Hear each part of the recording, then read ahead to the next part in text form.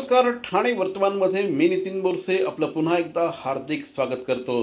सादर करीत आहोत आजच्या ठळक बातम्या। मुंबई शहर वगळून मुंबई महानगर क्षेत्रातील इतर झोपडपट्टी पुनर्वसन योजना राबवण्यासाठी स्थापन करण्यात आलेल्या झोपडपट्टी पुनर्वसन विभागाच्या मुख्य कार्यकारी अधिकारी पदाचा प्रभारी पदभार ठाणे महापालिकेचे अतिरिक्त आयुक्त संदीप माळवी यांच्याकडे देण्यात आला आहे। हा प्रभारी पदभार माळवी यांनी गुरुवारी स्वीकारला। झोपडपट्टी भागातील रहिवाशांचं जीवनमान उंचवावं या दृष्टिकोनातून या प्राधिकरणाची स्थापना करण्यात आली आहे। 18 सप्टेंबर 2020 रोजी या विभागाच्या मुख्य कार्यकारी अधिकारी पदाचा अतिरिक्त कार्यभार सतीश लोखंडे यांच्याकडे देण्यात आला होता। त्यांची बदली झाल्यानंतर आता पराग सोमन यांची 8 ऑगस्ट 2023 रोजी नियुक्ती करण्यात आली होती। आता हे पद श्री संदीप माळवी यांच्याकडे सोपवण्यात आलं आहे। ठाण्यात अनेक ठिकाणी अधिकृत आणि अनधिकृत बांधकामं सुरू असून या ठिकाणी आरोग्यविषयक नियमांची पायमल्ली विकासकांकडून होत आहे। परिणामी शहरात डासांचं प्रमाण वाढत असून मलेरिया डेंग्यूचे रुग्ण वाढत आहेत। त्यामुळे डास निर्मिती करणारी ही बांधकामं त्वरित बंद करावीत अशी मागणी आमदार श्री संजय केळकर यांनी महापालिका आयुक्त सौरभ राव यांच्याकडे केली आहे। अशा प्रकारच्या बांधकामांमध्ये मोठ्या प्रमाणात पाण्याचा साठा होतो, तिथूनच डासांची उत्पत्ती होते आणि नागरिकांचं आरोग्य धोक्यात येतं। त्यामुळे या संदर्भात लवकरात लवकर थेट कारवाई करावी अशी मागणी करण्यात आली आहे। नुकतीच एका शाळेमध्ये 45 रुग्ण डेंग्यूचे आढळल्याने खळबळ माजली होती। ठाणे महानगरपालिकेच्या शाळेच्या 26 इमारती धोकादायक झाल्याने त्यांची दुरुस्ती करण्याचं काम पालिकेच्या सार्वजनिक बांधकाम विभागाने एप्रिल महिन्यात हाती घेतलं। मात्र यातील काही शाळांची कामं पूर्ण झालेली नसतानाच त्या ठिकाणी शाळेचे वर्ग भरण्यास सुरुवात झाली असून त्यामुळे दुरुस्ती काम करणं शक्य होत नसल्याने आता सुट्टीच्या दिवसांमध्ये ही कामं नियोजित करण्याचं प्रशासनानं ठरवलं आहे। पावसाळ्यात धोकादायक इमारत कोसळून दुर्घटना होऊ नये या दृष्टिकोनातून ठाणे महानगरपालिकेच्या या 26 शाळांची आता दुरुस्ती होणार आहे। या इमारतींच्या दुरुस्तीचा प्रस्ताव प्रशासनाने तयार केला होता। 50 कोटींचा निधी राज्य शासनाने त्यासाठी दिला आहे। ठाणे महापालिकेच्या प्राथमिक 103 आणि माध्यमिक 23 अशा 126 शाळा आहेत। 35,000च्या आसपास विद्यार्थी यामध्ये शिक्षण घेत आहेत। CP Goenka International School, nurturing talent at young age for scholastics, sports and performing arts in global perspective. Proud to have world toppers and country toppers in 10th standard Cambridge examinations. Ranked the best emerging school by the Times of India for personality over percentage. CP Goenka is the intelligent choice. Thane महानगरपालिकेचे मालमत्ता कर म्हणजेच property tax भरण्याचे आवाहन।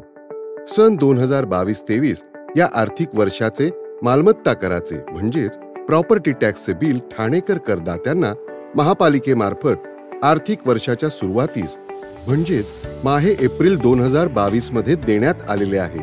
तथापि अद्यापही काही करदात्यांनी मालमत्ता कर महापालिकेकडे जमा केलेला नाही। सध्या आर्थिक वर्षाचा अंतिम टप्पा सुरू झाला आहे।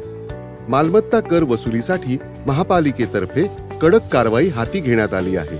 या अंतर्गत जंगम मालमत्ता, टीव्ही, फ्रीज, वाहन व इतर जप्त करणे तसेच स्थावर मालमत्ता वॉरंट बजावून जप्त करण्यात येत असून मालमत्तेचा जाहीर विक्रीद्वारे लिलाव करून कराची रक्कम वसूल करण्यात येत आहे।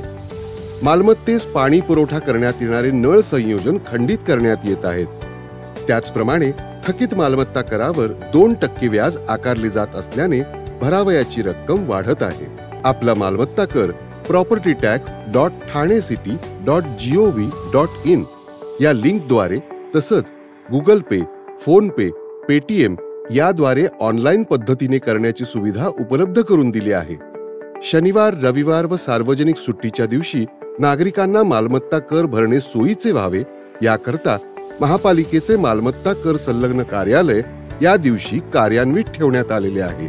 तरी मालमत्ता कर वसुलीची अप्रिय कारवाई टाळण्याच्या दृष्टिकोनातून मालमत्ता कर भरून महापालिकेस सहकार्य करावे. धन्यवाद. ठाणे महानगरपालिकेच्या माध्यमातून नव्या आर्थिक वर्षात मालमत्ता कर वसुलीची मोहीम 1 एप्रिलपासून सुरू केली. करदात्यांच्या मोबाईलवर SMS माध्यमातून महापालिकेने बिलं पाठवण्यास सुरुवात केली आहे. 15 जूनपर्यंत संपूर्ण कराची रक्कम एकत्रित भरतील अशा करदात्यांना मालमत्ता कराच्या सामान्य करात 10% सूट देण्यात येणार होती. आता ही सवलत 30 जूनपर्यंत वाढवण्यात आली आहे.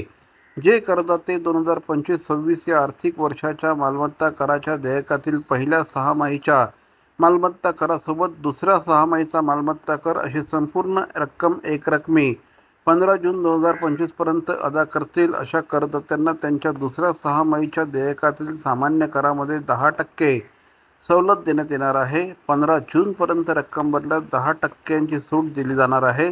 16 ते 30 जून या कालावधीत या रकमेचा भरणा केल्यास 4% ऐवजी 10% सूट दिली जाईल.